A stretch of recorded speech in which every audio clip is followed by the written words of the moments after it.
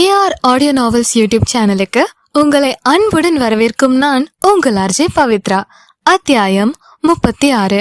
சரண்யா கோவித்து கொண்டு செல்லவும், அப்படி என்னதான் இந்த கிஃப்ட்ல இருக்கு என்று தனக்கு தானே கேட்டுக்கொண்ட சக்தி அந்த கிஃப்ட் பாக்ஸை திறந்து பார்த்தான். உள்ளே ஒரு ஷர்ட் இருந்தது. ஓ, ஷர்ட்ல பெயிண்ட் ஊத்துனதுனால புது ஷர்ட்டா? நாட் பேட் என்று கூறியவன் அந்த சட்டையை பிரித்து பார்த்தான். பரவாயில்லையே, சைஸ்லாம் கரெக்டா இருக்கு என்று நினைத்து கொண்டே அந்த சட்டையை மறுபடியும் கிஃப்ட் பாக்ஸில் வைத்தான் சக்தி. சரண்யா சக்தியின் கேபினில் இருந்து வெளியே வந்து தன் இருக்கையில் அமரவும், சரண்யா அருகில் இருக்கும் திவ்யா, சரண்யா இந்த சுடிதார் எங்க எடுத்த? நல்லா இருக்கு என்றாள். மெட்டீரியல் நல்லா இருக்கா இல்ல ஸ்டிச்சிங் மாடல் நல்லா இருக்கா என்று கேட்டாள் சரண்யா. மெட்டீரியல் நல்லாதான் இருக்கு, ஆனா அதை விட ஸ்டிச்சிங் மாடல் சூப்பரா இருக்கு என்றாள் திவ்யா. அப்படியா? அப்படின்னா இது நான் தான் ஸ்டிச் பண்ணினேன் என்றாள் சரண்யா. ஏய், உண்மையாவா? எனக்கும் இது மாதிரி சுடிதார் ஸ்டிச் பண்ணி தரியா என்று கேட்டாள் திவ்யா. ஸ்டிச் பண்ணி தர, ஆனா இப்ப இல்ல, ஃப்ரீ டயத்துல என்று கூறினாள் சரண்யா. ஓகே என்று ஒப்புக்கொண்டவள், நீ இவ்வளவு பெர்ஃபெக்டாவும் மாடலாவும் தையல் எங்க கத்துக்கிட்ட என்று கேட்டாள் திவ்யா. பொட்டிக் மேனேஜ்மெண்ட் 3 வருஷம் படிச்சிருக்கேன் என்றாள் சரண்யா. அப்படின்னா எல்லாருடைய ட்ரெஸ்ஸையும் உனக்கு ஸ்டிச் பண்ண தெரியுமே. பொட்டிக் மேனேஜ்மெண்ட் படிச்சுட்டு எதுக்கு இப்படி அடுத்தவங்க கிட்ட வேலை பார்க்கணும்? பேசாம நீயே சொந்தமா பிசினஸ் பார்க்கலாமே என்று கேட்டாள் திவ்யா. அந்த ஐடியா எனக்கும் இருக்கு. முதல்ல பெரிய பெரிய பிசினஸ் மேன்கள்லாம் எப்படி சக்சஸ் ஆனாங்கன்னு தெரிஞ்சுக்கிட்டு அப்புறமா பிசினஸ் ஸ்டார்ட் பண்ணலாம்னு தான் இங்க இந்த கம்பெனில வேலைக்கு வந்து சேர்ந்தேன். நிறைய விஷயம் வசுந்தரா மேம் கிட்ட கத்துக்கலாம்னு நினைச்சேன், அதுக்குள்ள இப்படி ஆயிடுச்சு என்றாள் சரண்யா. ஏன், சக்தி சாரும் பிசினஸ் மேன் தானே, அவர்கிட்ட பிசினஸ் கத்துக்கலாமே என்றாள் திவ்யா. சக்தி சாரா? அவருக்கே இன்னும் அனுபவம் வேணும், அவர்கிட்ட என்னத்த கத்துக்க முடியும் என்று கூறிவிட்டு தன் வேலையை பார்க்க தொடங்கினாள் சரண்யா. சிறிது நேரத்தில் சரண்யா காஃபி குடிக்க கேன்டீனுக்கு சென்றாள். காஃபியை வாங்கி கொண்டு கேன்டீனில் குடிக்காமல் ஆபீஸ் கார்டனுக்கு சென்று அங்கு நின்று வேடிக்கை பார்த்து கொண்டே குடித்துக் கொண்டிருந்தாள். அப்போது ஆபீஸ் சுத்தம் செய்பவர் ஆபீஸை சுத்தம் செய்து குப்பையை கொட்டும் போது அதில் அவள் சக்திக்கு கொடுத்த கிஃப்ட் பாக்ஸ் இருந்ததை பார்த்தவளுக்கு கோபம் தலைக்கு ஏறியது. நான் ஒரு பேச்சுக்கு உங்களுக்கு வேணாம்னா குப்பையில போட்டுருங்கன்னு சொன்னதுக்கு இப்படியா என்று கோபமாக தனக்கு தானே புலம்பியவள் காஃபி குடித்து விட்டு தன் இருக்கையில் வந்து அமர்ந்த நேரம் ரகுவரன் தன் கேபினுக்கு சரண்யாவை அழைத்தார். சரண்யாவிடம் ஒரு ஃபைலை கொடுத்து, இந்த ஃபைலை செக் பண்ணிட்டு சக்தி சார் கிட்ட கையெழுத்து வாங்கி திருப்பி என்கிட்ட வந்து கொடுங்க என்று கூறி ஒரு ஃபைலை கொடுத்தார். சரண்யா அந்த ஃபைலை முழுவதும் ஆராய்ந்து முடித்துவிட்டு சக்தி கேபினுக்கு எடுத்து சென்றாள். வெளியில் நின்று கொண்டு கதவை தட்டினாள். உள்ள வாங்க என்று சக்தியின் குரல் கேட்கவும் சரண்யா உள்ளே சென்றாள். சக்தி சேரில் அமர்ந்திருந்தான். அவன் எதிரில் இருக்கும் மேஜையில் கால் மேல் கால் போட்டுக்கொண்டு உட்கார்ந்து அவனுடன் பேசிக் கொண்டிருந்தாள் லாரா. சரண்யா உள்ளே வந்து நிற்பதை திரும்பி பார்த்த லாரா, ஹே லுக், இப்பெல்லாம் எந்த ஒர்க் இருந்தாலும் சக்திக்கு பார்க்க முடியாது, யூ ஜஸ்ட் கோ என்றாள் சரண்யாவிடம் அதிகாரமாக. சரண்யா அதை காதில் வாங்காமல் அங்கேயே நின்று கொண்டிருந்தாள். அதை பார்த்த லாரா, உனக்கு காது கேட்காதா? நான் என்ன சொன்னேன் என்று கேட்டாள் லாரா. சரண்யா சக்தியை பார்த்தாள். சரண்யா, நீங்க கொஞ்ச நேரம் கழிச்சு வாங்க என்றான் சக்தி. அங்கிருந்து வெளியே வந்தாள் சரண்யா. இந்த யூஸ்லெஸ் ஆன்டி தான் வேலைக்கு வச்சிருந்தாங்கன்னா நீ ஏன் சக்தி வச்சிருக்க? துரத்தி விட்டுற வேண்டியது தானே என்றாள் லாரா சக்தியிடம். பிசினஸையும் பர்சனலையும் ஒன்னா சேர்க்காத லாரா என்று கூறினான் சக்தி. தான் கூறவும் சரண்யாவை வேலையிலிருந்து அனுப்பிவிடுவான் என்று நினைத்தவள் அவன் இப்படி கூறவும் கோவத்தில் சரண்யாவை எப்படியாவது வேலையிலிருந்து துரத்தி விட வேண்டும் என்று நினைத்து கொண்டாள் லாரா.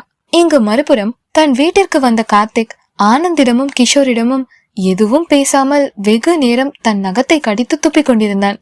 அதை பார்த்த ஆனந்த் நகத்தை கடித்து கொண்டிருக்கும் கார்த்திக் கையை பிடித்து, இதுக்கு மேல நீ கடிக்கணும்னா உன்னோட கையை தான் கடிக்கணும், வந்ததுல இருந்து எதுவும் பேசாம நகத்தையே தான் கடிச்சுக்கிட்டு இருக்க என்றான் கோவமாக.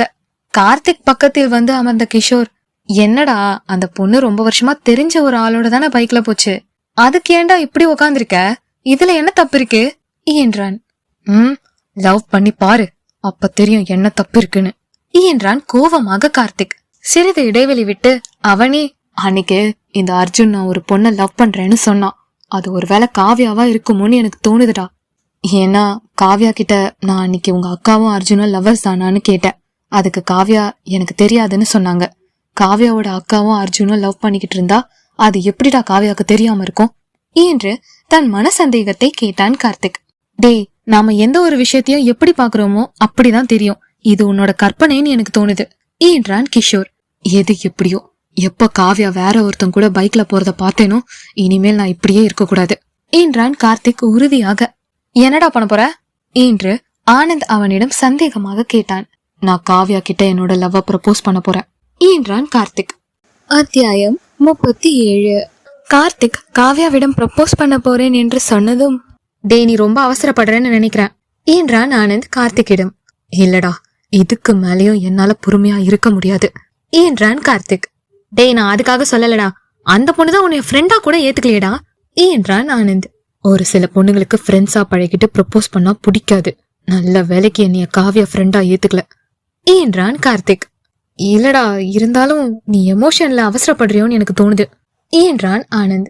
நீ என்னதான் சொன்னாலும் நான் காவ்யா கிட்ட ப்ரப்போஸ் பண்ணணும்னு எடுத்த முடிவுதான் என்று கூறிவிட்டு தன் அறைக்குள் சென்று படுத்துக் கொண்டான் கார்த்திக். இங்கு மறுபுறம் சக்தி கேபினில் இருந்து வெளியே வந்த சரண்யா எந்த வேலையும் செய்ய மனம் இல்லாமல் அமர்ந்திருந்தாள். அதை பார்த்த திவ்யா சரண்யாவிடம், ஏய் என்னாச்சு, ஏன் இப்படி எந்த வேலையும் செய்யாம உட்காந்துருக்க என்று கேட்டாள். இல்ல திவ்யா, ரொம்ப அப்செட்டா இருக்கு. நான் ரகுவரன் அங்கிள் கிட்ட சொல்லிட்டு வீட்டுக்கு கிளம்புறேன். ஒருவேளை கொஞ்ச நேரம் கழித்து சக்தி சார் கேட்டார்னா இதோ இந்த ஃபைல்ல அவர்கிட்ட சைன் வாங்கி ரகுவரன் அங்கிள் கிட்ட கொடுத்துரு என்று கூறி சரண்யா ஒரு ஃபைலை திவ்யாவிடம் கொடுத்துவிட்டு ரகுவரனிடம் சொல்லிவிட்டு வீட்டிற்கு கிளம்பினாள். சிறிது நேரம் கழித்து லாரா சக்தியின் கேபினில் இருந்து வெளியே வந்தாள். லாரா வெளியே சென்றதை பார்த்த திவ்யா சரண்யா கொடுத்த ஃபைலை எடுத்துக்கொண்டு சக்தியின் கேபினுக்குள் சென்றாள். சக்தியின் கேபின் கதவை தட்டினாள். சக்தி தன் கேபினை தட்டுவது சரண்யாதான் என்று நினைத்து கொண்டு, எஸ் கமன் என்றான். திவ்யா உள்ளே வரவும் சக்திக்கு சற்று ஏமாற்றமாக ஆனது. என்ன விஷயம் மிஸ் திவ்யா என்று கேட்டான் சக்தி. இந்த ஃபைல்ல உங்க சைன் வாங்க சொல்லி சரண்யா கொடுத்துட்டு போனாங்க என்றாள். ஓ அப்படியா, ஏன் இந்த ஃபைல அவங்களே எடுத்துட்டு வர வேண்டியது தானே என்று கேட்டான். இல்ல சார், சரண்யா ஆபீஸ் லீவ் போட்டுட்டு போயிட்டாங்க என்றாள் திவ்யா. என்கிட்ட எதுவும் சொல்லலையே, ஏன் லீவ் போயிட்டாங்க என்று கேட்டான்.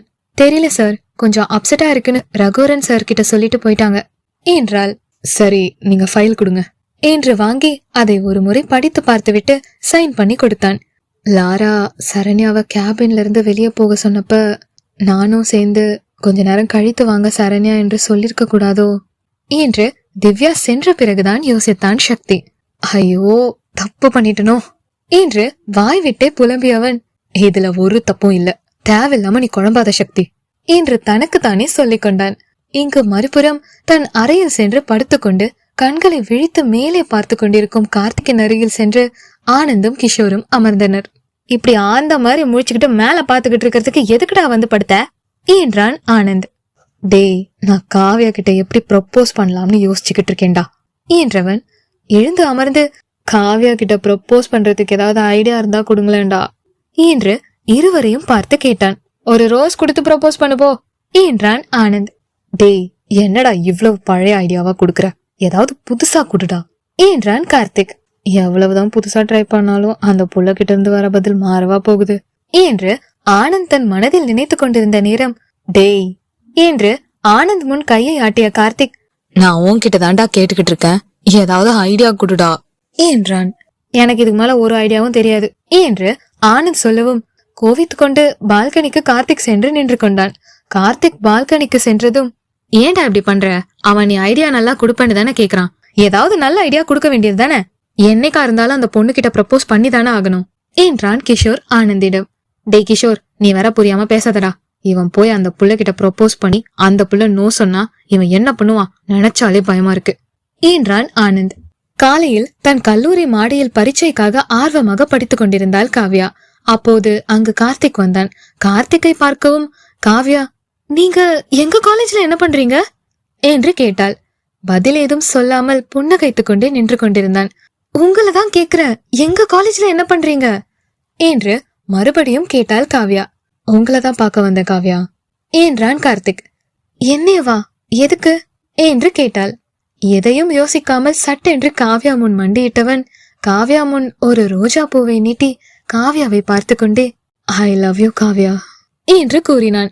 அதிர்ந்த காவ்யா தன் கையில் வைத்திருந்த புத்தகத்தை கீழே போட்டாள். ஒன்னும் அவசரம் இல்ல காவ்யா, நீங்க யோசிச்சே சொல்லுங்க என்றான் கார்த்திக்.